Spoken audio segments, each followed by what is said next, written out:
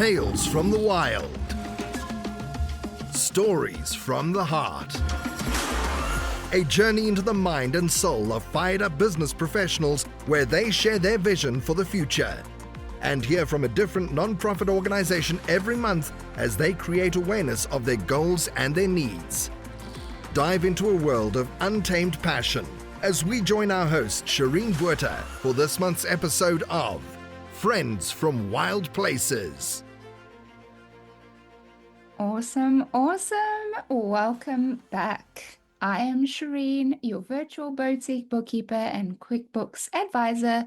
Imagine a seamless partnership where CPAs can focus on delivering expert tax strategies and financial advice while we handle the intricate details of bookkeeping. Our boutique approach means personalized service, meticulous attention to detail, and tailored solutions that enhance accuracy and efficiency. We ensure every transaction is tracked, every report is precise, and every client feels valued. By collaborating with us, you can gain a trusted ally that enhances your service offering, boosts your client satisfaction, and frees up your time to focus on what you do best, which is empowering clients financially. So let's elevate your financial practice as well, CPAs. So if you want to know more, go check me out at www.shireensbookkeeping.com and allow me to keep your books clean so you don't have to. Please welcome back, listeners. You are listening to Friends from Wild Places with myself, Shireen, your host, and my amazing co-host, Tanya. How are you doing, Tanya? How are things on your side? Good morning. Good morning, everybody, our listeners out there. So super excited this morning for our guest. Things are well, just finding my spark in the world and trying to spread glitter everywhere I go. So you never know who might pick it up. Yes, you do an amazing job of that, Tanya, and I'm so blessed and to have you as my co-host on the show. So Likewise, Shireen. always great to have you. So, won't you mind telling the listeners a little bit more about the subscription and the bonus content that we create for them? Sure. So here at Friends from Wild Places, we have podcasts. We disseminate it in all different modalities, YouTube, Spotify, Apple, and we also have a paid subscription. And what that looks like for little as $5 a month, US dollars, you can have some kind of diving deeper into subjects that we don't air on the actual podcast, special topics, a little bit more intense. It's not edited, so it's just raw from the heart. So for as little as $5 a month, $60 per year, you can become a preferred subscriber and get any content that you want in addition to what you would like us to talk about. So maybe there's a specific, we've talked about body dysmorphia, we've talked about anxiety, depression, imposter syndrome, many of these topics that affect everybody day to day, even some lighter things, even just procrastination, right? How to kind of get out of our own way. So if there's anything that you would like to know more about with the paid subscription, you can do that. Just drop us a line and I'll turn it back over to you, Shireen. And thank you so much, Tanya. Yeah, listeners, it's just $5. It's just to support us to be able to keep doing what we're doing. And we're also looking for sponsors. So any businesses out there that are keen to get their names mentioned on the podcast, please reach out to us as well. We'd be keen to have a good conversation with you. We've had some crazy and amazing guests on the show. If you have been listening for a while, you'll know that last month was Suicide Awareness Month, and we had a great guest on the show sharing his story, and we were able to just put a good hotline and helpline for those people that need it, and and even for those people that have experienced loss via someone that they had loved that had decided to end their life in that method or way. So yes, if you want to go listen to some more, we've got so many options. Go and check us out. Listen to a few different ones. We'd really appreciate you. So Today, we'd love to introduce our guest that's going to be on the next few episodes with us. Irma Parone from Irma Group empowers organizations through strategic leadership, process optimization, and performance excellence. They specialize in helping businesses elevate decision making at all levels, enabling both leadership and employees to thrive. As a speaker, author, and consultant, and president of the Florida Speakers Association, Irma Parone leads with a focus on sustainable growth, aligning people, processes, and performance for measurable results. With over decades of experience, Irma drives organizations to achieve their full potential. Welcome on the show, Irma. It's so good to have you here with us. Thank you so much. I'm honored to be here and so excited to meet with both of you. Right. We thoroughly enjoy having powerful women on the show. I think it's really inspiring. As Tanya says often, her adjective is inspire. And I think it's a great way to inspire by getting other business owners, women business owners and entrepreneurs to come and share their stories. So welcome again. Listeners, you know that Tanya and I absolutely love true crime, right? We always start our podcast with just chatting about one of the latest cases that we've noticed that have been circulating. This has gone quiet, which is, I mean, there's nothing really much else to say about the case because um, the culprit ended up shooting himself and unaliving himself. So after he committed the crime. So listeners, if you don't know what I'm talking about, the case of the sniper ambushing the Idaho firefighters. Now, I love our firefighters. So this kind of was a very strange case for me. If you don't know anything about it, basic details. A Northwest Idaho community is still reeling after a 20-year-old man was suspected of fatally shooting two firefighters and injuring another after intentionally starting a fire to ambush them. Battalion chiefs John Morrison and Frank J. Harwood were killed in the June 29 attack on Canfield Mountain. Firefighter engineer David Tisdale was seriously wounded and remains hospitalized. Authorities identified the suspect as Wes Rowley. The county sheriff, Bob Norris, said it appeared he had been living out of his car, and authorities did not know why he was even in the area to begin with. Rowley, who dreamed of becoming a firefighter himself, was found dead on the mountain from a suspected self-inflicted gunshot wound. So the big question, like everyone's asking, is who is this Wes Rowley? You know, what on earth? And Norris said Rowley grew up in an arborist family, telling reporters that the family climbed trees. An arborist is a trained professional in the care and management of trees and woody plants. Interesting. We have reports that he was shooting at first responders via a tree. Court documents say that Rowley may have had a tumultuous childhood in 2015. His mother, Heather, sought an order of protection against her then husband and Rowley's father, Jason Rowley. The documents allege that Jason Rowley pushed her to the ground and made threatening remarks about waiting outside with a sniper rifle. So, long story short, it sounds like he had quite a toxic environment. But authorities said the 20-year-old had ties to California, Arizona, and Idaho. It's really unclear to this day why he was even in that area to begin with. So again, ladies, my question to you, and we won't spend much on the topic, but my question is, what do you think was the motive behind this 20-year-old? Do you want to start, Tanya? What do you think? What?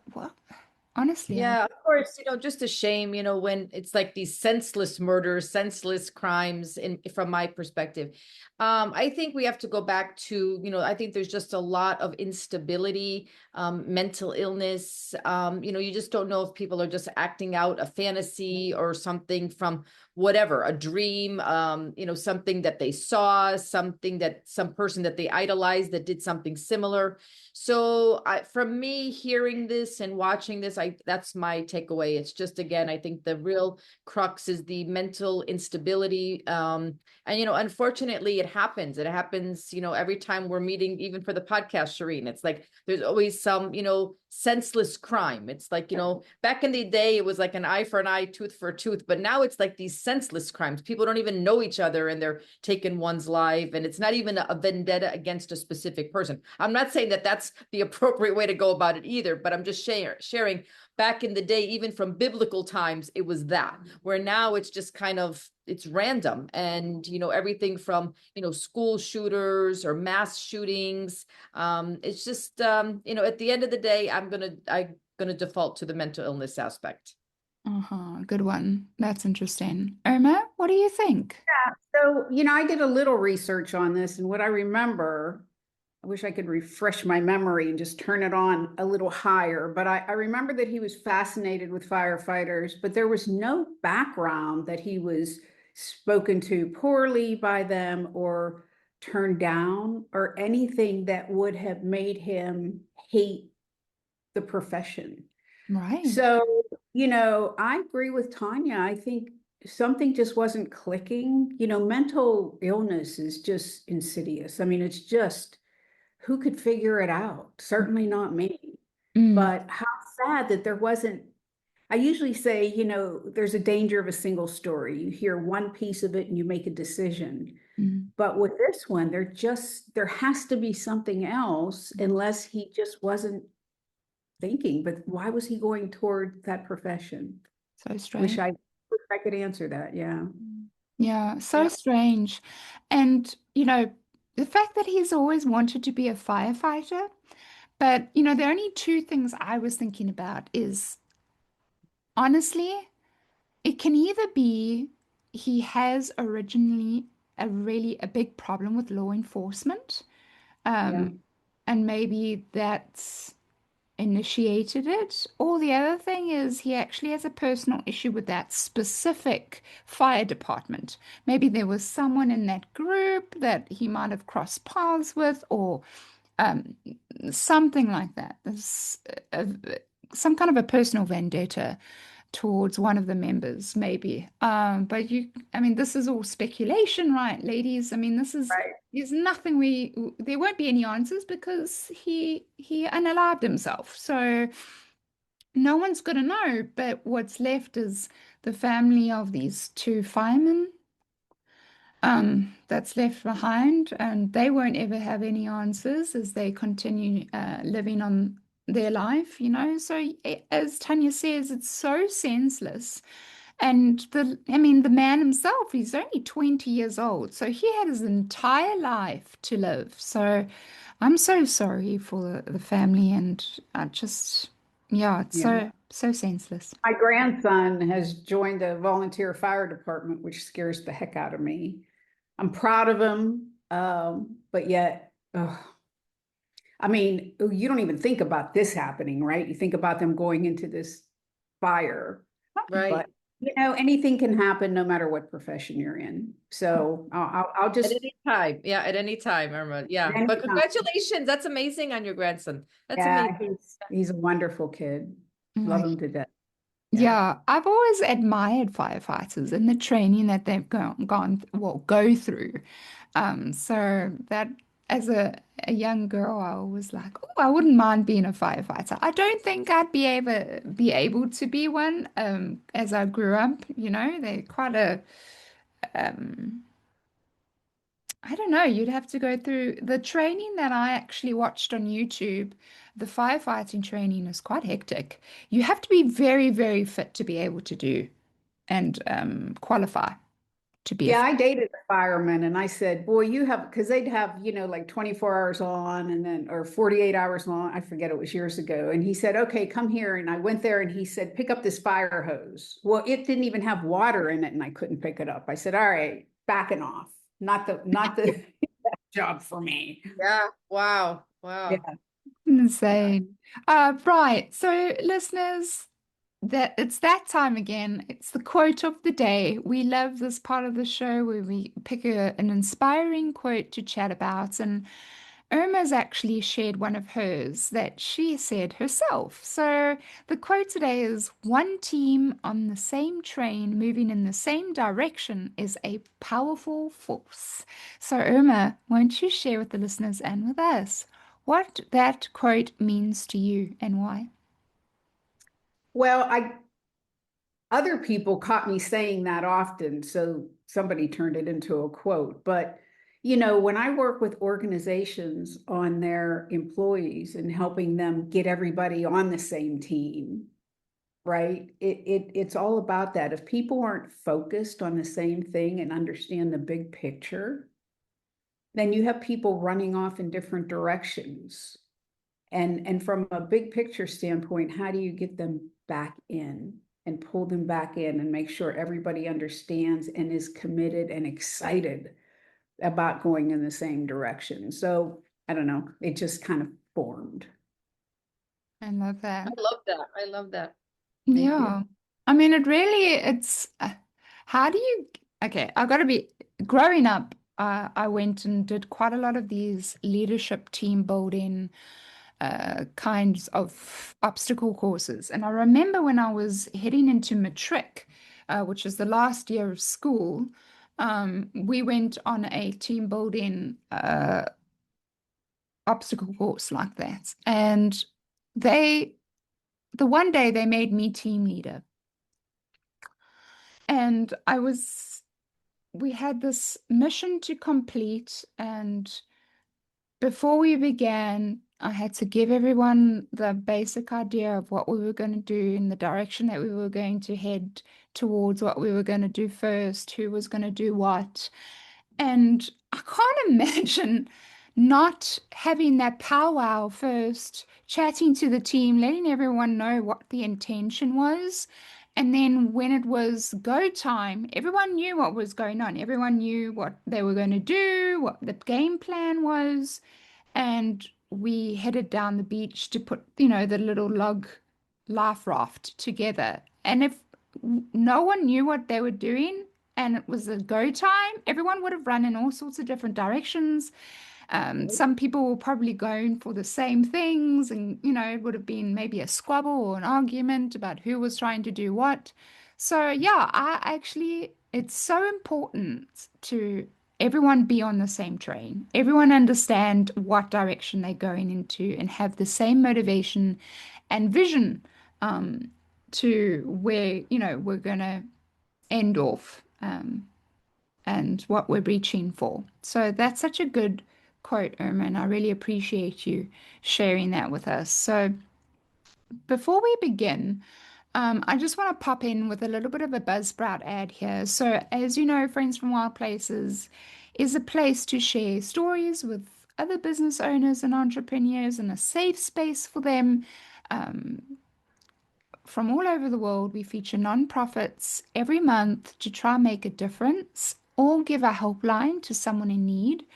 I wonder if any of you have a message you would like to share with the world, or maybe you think it'll be fun to even just have a talk show and want to share your story online. So, podcasting is an easy, inexpensive, and fun way to expand this reach online for you. So, to start your own podcast, why don't you follow the link in the show notes?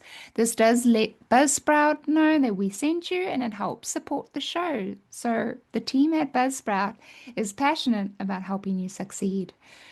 Irma, please tell us and the listeners a little bit about who you are and your background. So I am a mother, a wife, a grandmother, an author, a speaker, and a consultant. And I have amazing friends and family and I am blessed beyond, I can't even tell you how blessed I am. My background for work, I was in the security industry for many, many years. And you're going to ask me later, I think, about why I started my business, but I was in industrial relations with one company and had no idea of what that even meant. And they wanted me in it so bad that they sent me to Cornell. So I got a Cornell education to do it. And my last job was as a regional vice president, a senior vice president for a security company before I started my business. Wow. Many hats as well. That's amazing. So, I ran the state of Florida for the company. oh, okay. All right. Right. So, Irma, when that you said it, we're going to ask you. So, when did you officially decide to become a business owner then? Well, What triggered that would be a better question. What triggered that? oh, that's an easy answer. So my mother, I'm in Florida, South Florida, and my mother was in Pittsburgh. My dad had died a few years before, and she had dementia. So my brother, I have one brother, he was a little lost in how to handle it and called me one day because I kept flying up there to try to help. And he said, look, you've just got to take her. I said, I'm honored to take her. Fabulous mother. So I brought her down. I put her in a place 3 miles from me, but in my role, I traveled all the time. So she was so confused. And one day I just thought, I can't do this anymore. So now I'm a person who only took 3 weeks off when I had a baby.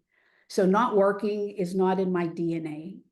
But I called my boss and said, I'll give you whatever notice you need, but I got to go. So 2 months later, I was officially unemployed.